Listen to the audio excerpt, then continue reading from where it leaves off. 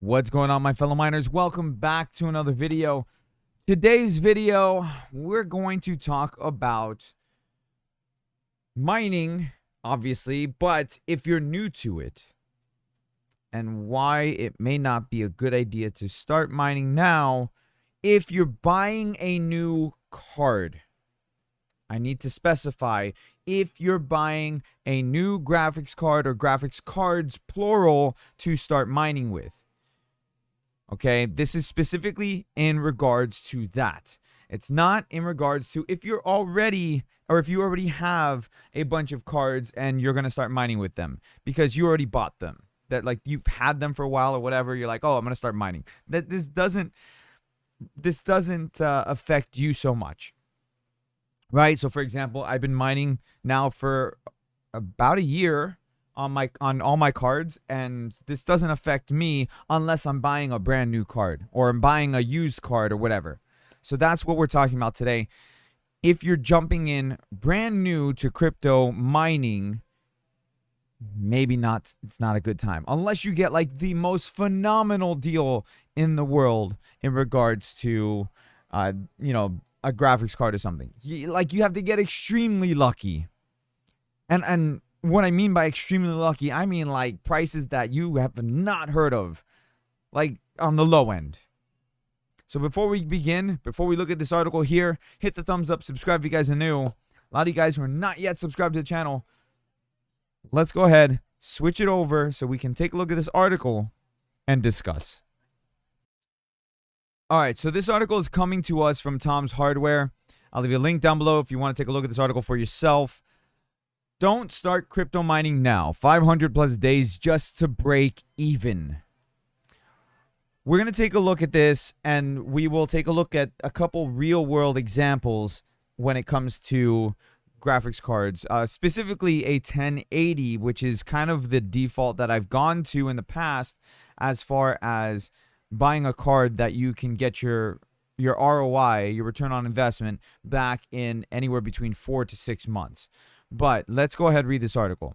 High costs make it difficult to turn profit from mining. Not only that, low value of crypto right now is also making it difficult.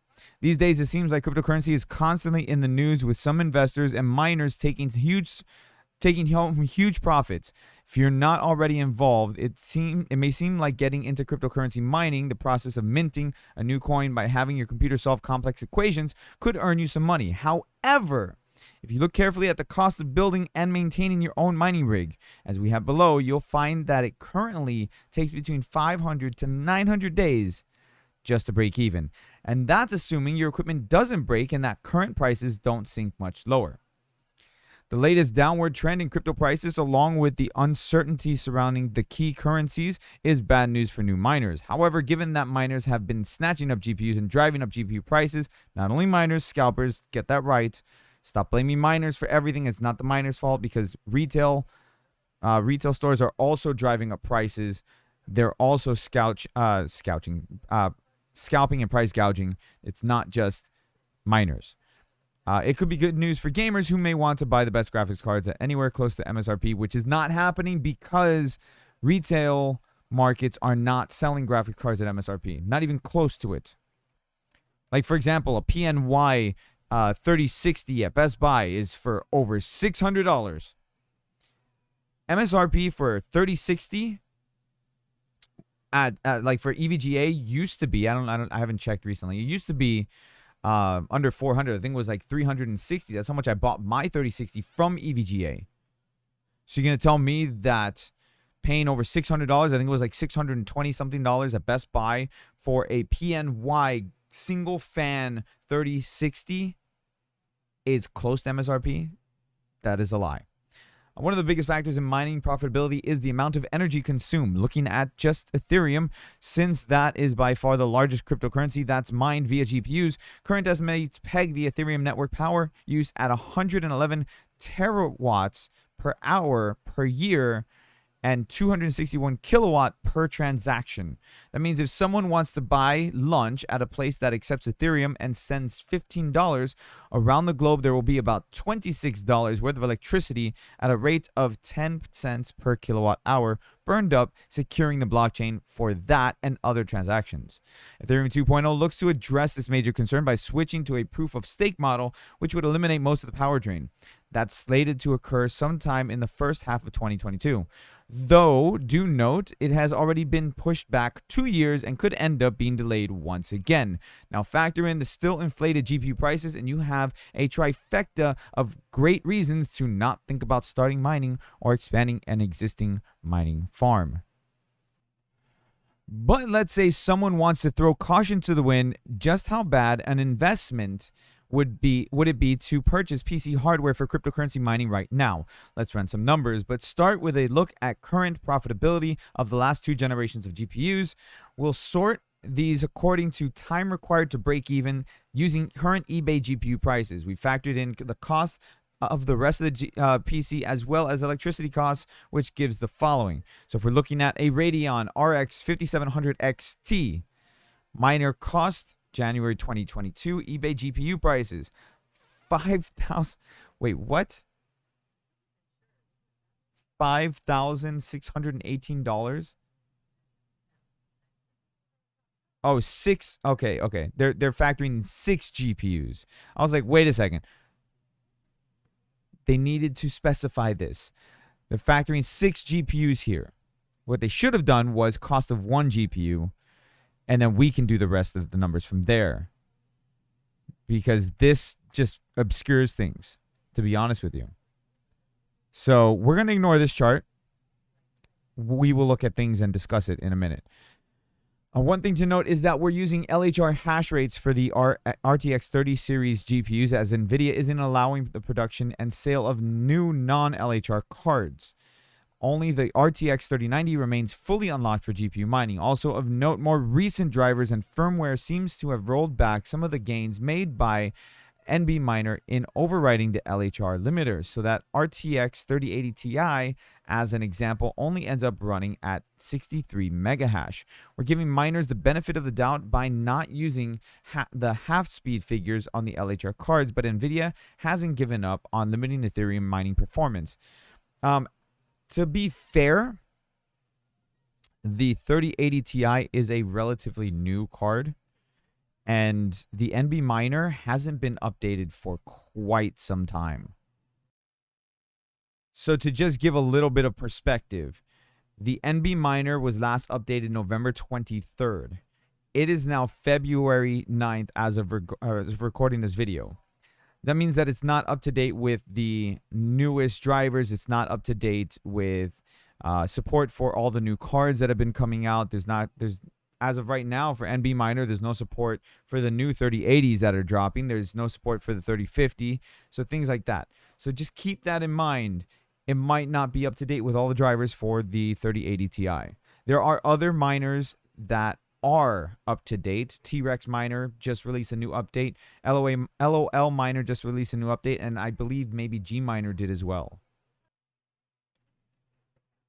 So let's see. So the best case scenario for breaking even right now is around 520 to 550 days. That could be accomplished with the Radeon RX 5700 XT, 5700, 5600 XT, RTX 2060, or the RTX 2070 using current prices. This, of course, assumes static profitability and continued mining of Ethereum, neither of which are likely. For nearly all GPUs, Ethereum remains the most profitable option, with the next best choice typically averaging 33% less income. What that means is that in the coming months, if Ethereum goes through with a proof of stake change, miners could be looking at closer to 780 to 825 days just to break even, assuming all the hardware remains fully functional. I want to add a little side note here. When Ethereum goes to proof of stake, and everybody switches over to a different coin, those coins will also be traded more often, which typically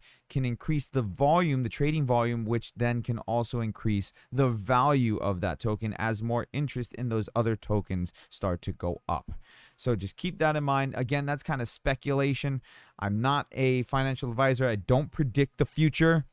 Just don't tell my kids that. But again, all speculation, but things to just keep in mind when it comes to mining on different coins.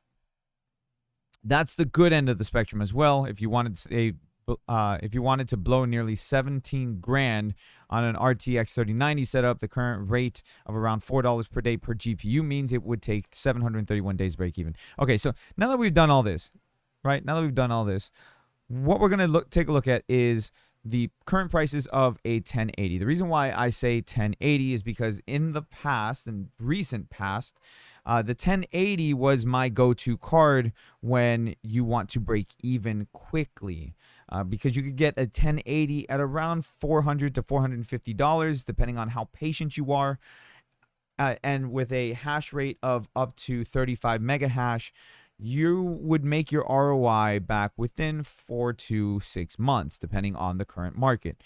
Now, with the market being as crazy and low as it has been, well, things are vastly different these days. So a quick look at eBay will show you that the the GTX 1080s are still going for around 400 to 500. Again, you can get it in that 400 range if you're patient, and that's still a great price considering how much more expensive everything else is. But here's the problem now. The problem lies in the profitability right now with the market being down. Okay, with the market being down, the current hash rate or current value per day or earning per day that the 1080 is making after electricity costs is $1.15. That is not good. Okay, $1.15, you're talking about a couple months ago, my 1060 6 gig was making more than that. So with the prices or the value of Ethereum being down so low, because the 1080, you're going to be mining Ethereum using the ETH Largemint pill, it's not looking good. You're looking at 38, let's just round it up to $40 per week. I'm sorry, month. $40 per month that this card is making. So if you buy this card at $400, you're making your money back in 10 months. Still under 500 days, but you're making it back in 10 months. That is a long time. Also, consider that Ethereum 2.0, even though it's a meme at this point, oh yeah, it's coming, like winter's coming. When it happens, all this will change. And the thing is that on top of this, we don't know when it could happen tomorrow for all we know. It's not going to, but it could happen tomorrow, right? Like if Ethereum 2.0, say you buy this, Ethereum 2.0 releases tomorrow. They switch over and they say, okay, done deal. We're switching over. So now you got to mine a different coin. And on the 1080, yes, you can mine Raven coin, you can mine Conflux, Flux, but it's not as profitable. And it's not like the RTX cards. The RTX cards switch over to the other coins very, very easily. Like, for example, my 2070 and my 2080 are beasts when it comes to mining Conflux. Not so much Ravencoin. Ravencoin, they do pretty much the same, just like they do pretty much the same in Ethereum, at around 45 mega hash each. But Conflux, they're beasts. And, you know, Ergo, they're pretty beastly too. And that's the thing. Not every card is going to be the same. Like my 3060 is a beast for Conflux. It's a beast for Ravencoin. Well, not a beast for Ravencoin, but it's a beast for Conflux. And for Ergo, it does pretty well too. But Ergo's weird with it because it's affected by LHR. So right now, with this being how it is, if this was a couple months ago, when I would typically say, oh yeah, you can buy a 1080 at $400, make your ROI in 4 to 6 months. That was when this was pushing almost $3 a day that you're making. Okay, so that's what it comes down to. Right now, this market is so backwards, absolutely backwards, that these prices for GPUs shouldn't be as high as they are, with the market being as low as it is. In history, when it comes to GPU mining, when the market being this low, the GPU market is flooded with used cards, but for a much cheaper price. But right now, no. Right now, they are astronomically high in comparison to what they should be. And honestly, that's why this article right here is pretty spot on when it comes to not starting crypto mining if you're getting into it. At this point, if I was doing it, I'd rather take that $400 instead of buying a 1080, take that $400 and just put it into a coin. Put it into Bitcoin, put it into Ethereum, put it into Algorand, put it into something that you can stake with a decently high APY. Because you do that, then you're making money on passive income. But again, not financial advice. I'm just saying what I would do. And you do your own research. Take it how you will. Hit the like button. Subscribe if you guys are new. Leave a comment down below. Let me know what you guys think about all of this. And I'll see you guys next time. Everybody, happy mining.